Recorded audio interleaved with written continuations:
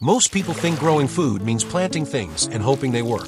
They picture a few tomatoes in summer, maybe some greens in spring, and then months where the garden gives nothing. That's not a food system. That's a seasonal hobby. A real backyard food system is something different. It produces in waves. It overlaps harvests. And it feeds you not just in July, but in January, February, and March, when most gardens are empty and most people are buying everything they eat. The mistake most people make is thinking in crops instead of time. They ask, what can I grow? Instead of asking, when will I eat? And the moment you flip that thinking, everything changes. Because food security is not about abundance in 1 month. It's about continuity across 12. And that continuity can be built in a backyard without expensive infrastructure if you design the system intentionally from the start. The foundation of any backyard food system is perennials. Perennials are the backbone because they come back every year without replanting, and they often produce at times when annual crops are not available. Fruit trees, berry bushes, perennial herbs, and long-lived vegetables like asparagus and rhubarb all belong here. They require patience at the beginning, but once established, they provide food with very little effort. A backyard with no perennials will always feel like it's starting over every spring. Fruit trees are especially important because they turn space into calories and nutrients over decades. Apples and pears give you storage fruit that lasts through winter. Plums, cherries, peaches, and apricots give you seasonal abundance in summer. When managed correctly, a small group of fruit trees can produce hundreds of pounds of food each year. And that food can be eaten fresh, dried, frozen, or preserved. This is not gardening for decoration. This is gardening for reliability. Below the trees, berries extend the harvest season. Strawberries arrive early. Raspberries and currants follow. Blackberries and late raspberries carry you into autumn. Berry bushes produce heavily in small spaces, and many tolerate partial shade, making them ideal for edges and underutilized areas. They also freeze exceptionally well, which turns a short harvest into months of use. Annual vegetables fill the gaps between perennial harvests, but they must be chosen carefully. A food system does not prioritize novelty. It prioritizes calories, reliability, and timing. Leafy greens provide fast food early and late in the season. Root crops store underground and can be harvested when needed. Legumes add protein and improve soil. The goal is not variety for its own sake, but coverage across the year. Early in the year, while winter still holds the ground, cold-tolerant crops do the work. Spinach, kale, mache, green onions, and hardy lettuces can grow when nights are still cold. These crops bridge the hungry gap between winter storage and spring abundance. They are not planted when it feels like gardening weather. They are planted when timing demands it.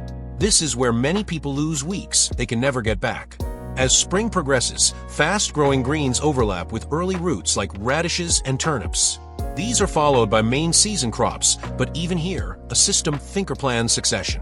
Instead of planting all at once, you plant in stages. When one crop finishes, another takes its place. Beds are never empty. Empty space is lost food. Summer is often the most productive time, but is also where systems fail if everything ripens at once. A backyard food system spreads summer harvests through variety, pruning, and timing. Some crops are planted early, others late. Some are harvested young, others mature slowly. The goal is steady harvest, not overwhelm followed by burnout. And here is the piece most backyard gardens are missing entirely, which is the idea of succession and overlap. A food system does not work because everything grows at once. It works because something is always replacing what just finished. When one crop ends, another is already halfway grown. This is how you eliminate gaps without needing more space. As soon as an early crop comes out of the ground, that space is immediately replanted with something else. Lettuce finishes and beans go in. Garlic comes out and squash takes over. Peas finish and fall carrots begin. The soil is never empty, and the calendar is never wasted. This is how small gardens feed people year-round, while large gardens still leave families shopping every week. And this only works if you stop thinking in seasons and start thinking in timelines. Every bed in your yard should have a past, a present, and a future. What was growing here last month? What is growing here now? And what is already planned to grow next? When you garden this way, you stop reacting to the weather and you start directing the system. You are no longer asking, what can I plant now? You are asking what must already be growing, so that I am eating 3 months from today. This also changes how you choose crops. You stop choosing plants because they are popular or interesting, and you start choosing them because they perform a function. Some crops fill gaps. Some crops store calories. Some crops provide steady harvests. Some crops protect the soil. Radishes are not grown for abundance, they are grown to hold space, while slower crops establish. Cover crops are not grown for food at all, they are grown to protect fertility, so future food is easier. Even flowers earn their place by attracting pollinators or confusing pests. Nothing is random. Everything earns its space. Once this clicks, the garden stops feeling like work and starts feeling like momentum. You are no longer rushing in spring or overwhelmed in summer. You are simply moving from one harvest to the next. And this is when storage and preservation stop feeling optional and start feeling obvious. Autumn is not the end of the system. It is a transition. Storage crops are harvested and cured.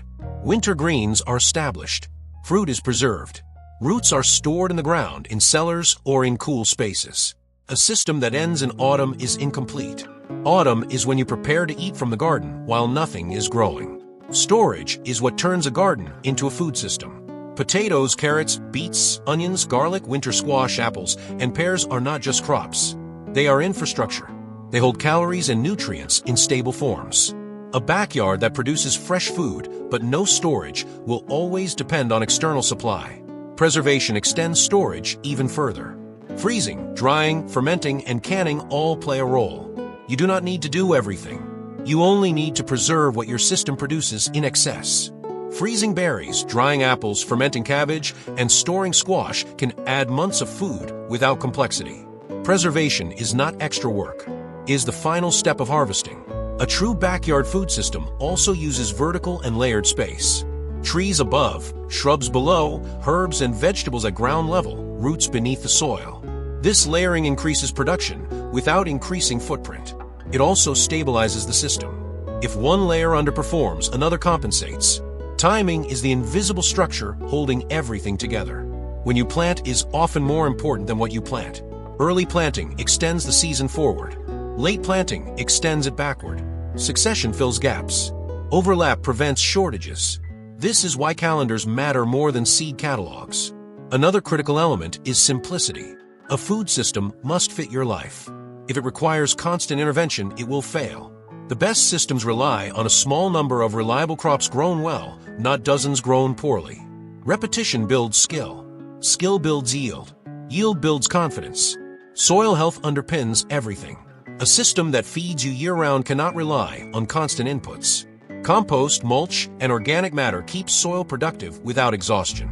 Healthy soil grows resilient plants that tolerate stress, pests, and weather swings better than fragile ones. Water management matters too. Mulching reduces evaporation. Perennials stabilize moisture. Raised beds drain excess water while warming earlier in spring. None of this requires technology. It requires observation and consistency. The final piece is mindset. A backyard food system is not about perfection. It is about redundancy. If one crop fails, another fills the gap. If weather shifts, timing adjusts. You stop thinking like a gardener chasing results and start thinking like a manager maintaining flow. Imagine your backyard 1 year from now. Early greens in late winter. Berries in spring. Fresh vegetables all summer. Fruit in waves. Storage crops filling shelves. Preserved food extending into the next season. The garden never feels empty. It feels alive. This does not happen by planting more. It happens by planting smarter. By choosing crops for function.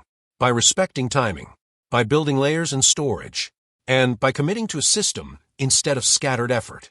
Most people will never experience this because they treat gardening as a project instead of a process. But once you build a backyard food system, it changes how you eat, how you shop, and how you think about seasons. Food becomes predictable. Stress drops. Waste disappears. You are not trying to grow everything. You are trying to grow enough, consistently. And that is achievable in ordinary backyards all over the world. A year-round food system is not about self-sufficiency as an identity. It is about resilience as a practice. One that starts with design, not effort. If you want more practical, science-backed strategies for building systems that actually feed you, make sure to subscribe to Science Garden. Like this video if it helped clarify how food systems really work, and turn on notifications so you don't miss future guides on timing, pruning, storage, and long-term garden design.